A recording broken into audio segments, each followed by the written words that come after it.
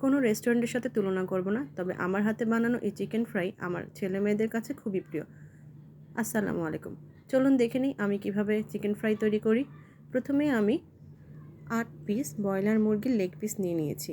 এখন এগুলোকে আমি কেচে দেবো যেন এটার ভিতরে মশলাগুলো খুব ভালোভাবে ঢুকতে পারে। এখন এর মধ্যে আমি 1 চা চামচ আদা রসুন, 1 চা চামচ নরের ক্রিসপি ফ্রাইড চিকেন মিক্স মশলা, 1 চা চামচ গোলমরিচ এবং 1 চা চামচ ওয়েস্টার সস ও সামান্য লবণ দিয়ে খুব ভালোভাবে মেখে নেব। মাখা হয়ে গেলে আমি চিকেনের পিসগুলো 1 ঘন্টার জন্য নর্মাল ফ্রিজে ম্যারিনেট করে রাখবো। অন্য একটি পাত্রে 1.5 কাপ ময়দা, আধা কাপ কর্নফ্লাওয়ার, 1 চা চামচ নরের ক্রিসপি ফ্রাইড চিকেন মিক্স মশলা এবং সামান্য লবণ দিয়ে ভালোভাবে মিক্স করে এক সাইডে রেখে দেব।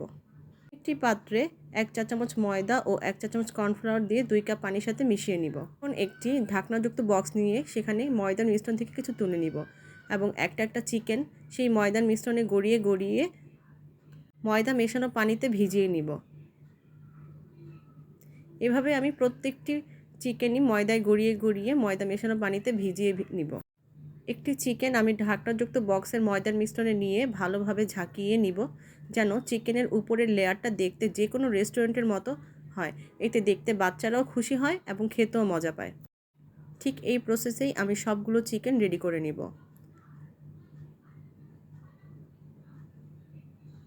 দেখতেই পাচ্ছেন আমি সবগুলো চিকেনের পিস তৈরি করে নিয়েছি।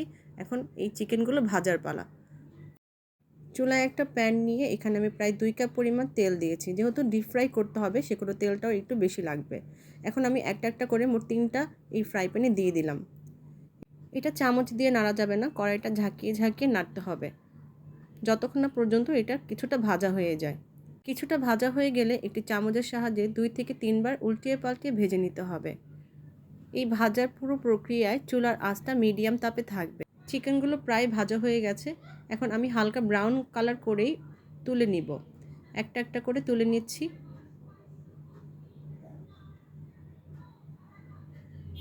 প্রতিটি চিকেনই আমি এভাবে ভেজে নিয়ে তুলে নিলাম। এখন একটা সার্ভিং ডিশে চিকেনগুলো সাজিয়ে ছেলেমেয়ের কাছে পরিবেশন করলাম।